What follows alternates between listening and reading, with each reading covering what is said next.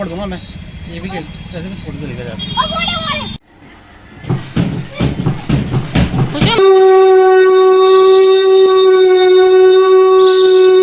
जय माता दी, जय बद्री विशाल। तो आज है नवरात्रि का दूसरा दिन और मेरे यहाँ पे सफाई वगैरह सब होगी, झाड़ू पोछा वगैरह सब हो गया। अभी सुबह आरती का भी टाइम हो रहा है, तो आज मैं पूरी कोशिश करूँगी आप लोगों के साथ तीनों टाइम की आरती आप लोगों को दिखाऊं, क्योंकि नवरात्रों में हम लोगों के यहाँ पे 3 टाइम आरती होती है, सुबह, दोपहर, शाम में।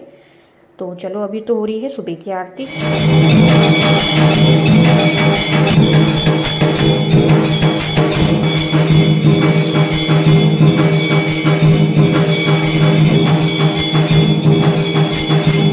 तो अब चल रहा है यहाँ पे आरती के बाद देवी माँ का पाठ। तो यहाँ पे पंडित जी कर रहे हैं, मंदिर में दीदी कर रही है, और अब मैं भी बैठती हूँ पाठ करने के लिए। और यहाँ पे ढोली वाले भैया भी आ गए थे ढोल बजाने के लिए।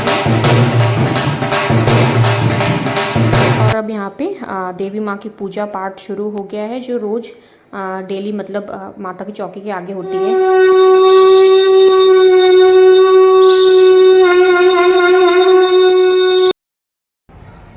जय माता दी। तो आज है नवरात्रि का दूसरा दिन और माता रानी आप सबकी मनोकामना पूरी करे। तो अभी पाठ चल रहा है, पंडित जी पाठ कर रहे हैं देवी का, और मामा जी आए हुए। तो मैं यहाँ पे चाय भी बना रही हूँ। और है ना, पुष्पा आज पता नहीं क्यों गर्मी की वजह से कि किस वजह से वो लड़का मतलब कुछ भी मतलब खाना पीना बहुत कम कर दिया उसने। तो उसने रितिशा ने बोला मेरे बनाना शेक बना दो, उसके लिए मैंने पहले बनाना शेक बनाया। तो मैंने कहा पुष्पराज को कि मतलब तू भी पी लेना। तो उसने कहा कि पहले तो उसने मना किया, फिर उसने कहा ठीक है कांच के कप मतलब कांच के इसमें ग्लास में पी लूँगा। तो मैं उसको इसमें दिया, उसने ये भी नहीं पिया। फिर अब मैं उसके लिए छिल रही हूँ यहाँ पे अनार। अब देखते हैं वो ये खाता है कि नहीं खाता है। तो बाहर हो रहा है हवन, और ने यहाँ पे शैतानी कर रहा था, उसको दीदी ने अंदर, दीदी ने उसको अंदर बंद कर दिया है, बाहर से कुंडा लगा दिया है। तो यहाँ से ना आवाज़ मारने में लगा हुआ है रितिशा को और कीर्ति को खोलने के लिए।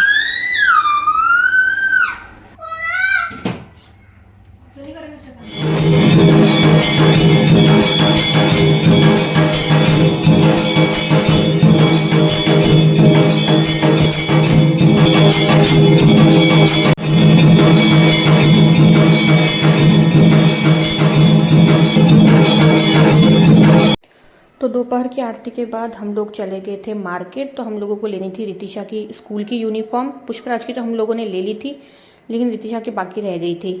तो उसके बाद फिर हम लोगों ने कहा हाँ, सत्संग का भी टाइम हो जाएगा। तो हमने कहा अभी हम लोग थोड़ा मतलब उस टाइम पे हम लोग थोड़ा फ्री थे हाँ, दिन की आरती के बाद। उसके बाद फिर हम लोग फटाफट से निकल गए थे हाँ मार्केट के लिए। और ना गर्मी भी इतनी ज़्यादा हो रही थी, दिन पे दिन मतलब गर्मी बहुत ज़्यादा बढ़ती जा रही है। तो हम लोग पहुँच गए हैं शॉप में। तो यहाँ पे मतलब हर बार हम लोग यहीं से ख़रीदते हैं रितिशा के लिए, पुष्पराज के लिए। तो यहाँ पे मतलब सब सारे स्कूल की यूनिफॉर्म वगैरह अवेलेबल रहती है, बैग बॉटल वगैरह स्कूल का मतलब जो जितना भी सामान होता है। तो हम यहाँ पे बिलिंग वगैरह करा रहे हैं।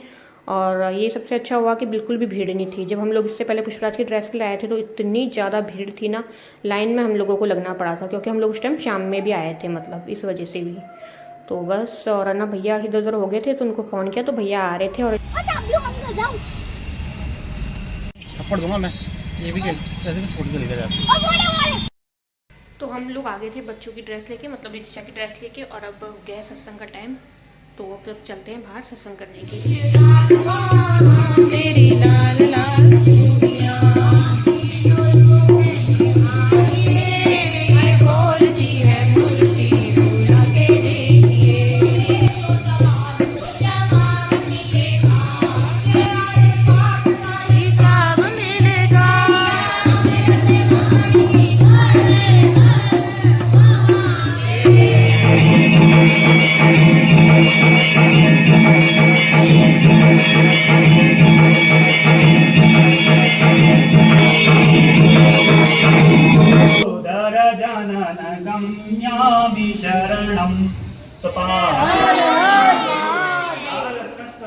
तो शाम की आरती के बाद मैंने बनाया फटाफट से खाना, और उसके खाने बनाने के बाद हम लोग चले गए थे मार्केट, जो भी सामान वगैरह लाना था अगले दिन सुबह पूजा के लिए।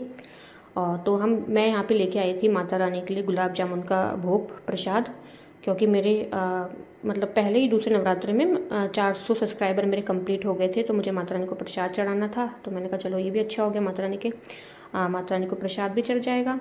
तो बस उसके बाद फिर भोग वगैरह लगाने के बाद उसके बाद फिर खाना वाना तो तैयार मैंने किया हुआ था। फटाफट से मैंने रोटी बनाई, पंडित जी को पहले जिमाया, उसके बाद फिर हम लोगों ने व्रत खोला।